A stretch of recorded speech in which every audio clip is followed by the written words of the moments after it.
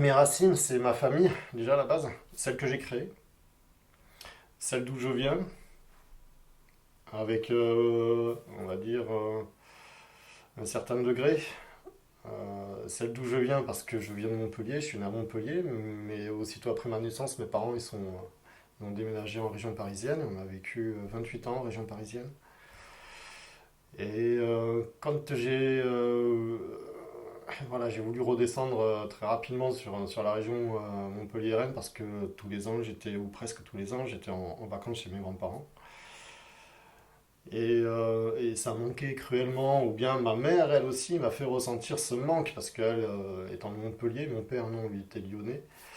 Mais elle ressassait souvent et tout le temps le fait que sa famille lui manquait, ce qui est normal, et le fait de s'être éloigné de sa famille, et le fait de s'être éloigné également de Montpellier, donc de sa région.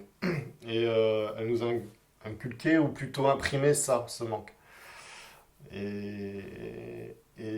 Donc mes racines, elles sont là, elles sont situées en Occitanie, elles sont situées à la région. Et voilà, et quand je suis redescendu sur le bassin de Thau, sans le connaître.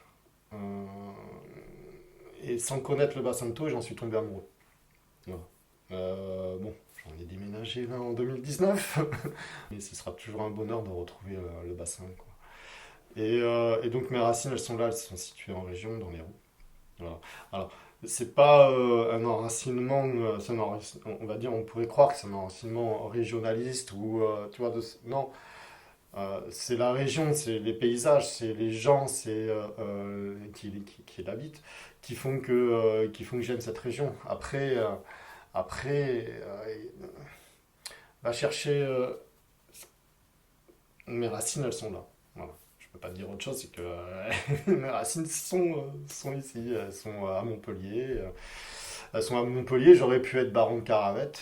Je sais pas si vous savez ce que c'est. Non, vous savez pas. Alors, baron de Caravette, c'est un titre honorifique qui était donné par un baron. Alors, c'était dans. Putain, alors, par contre, je sais plus quelle époque c'était. 11e, 12e siècle, pour permettre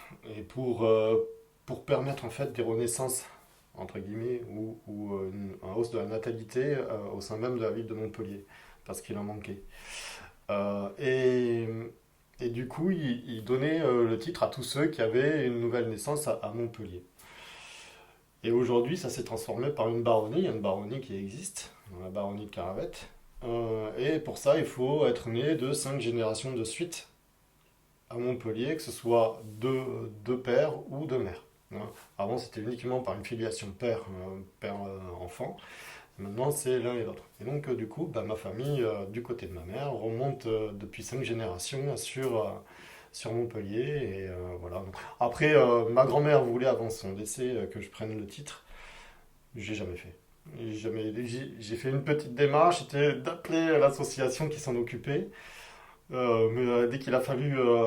Enfin, on m'a dit qu'il fallait payer, que c'était X euros alors, je me souviens plus. X euros l'inscription ou l'adhésion, j'ai dit non.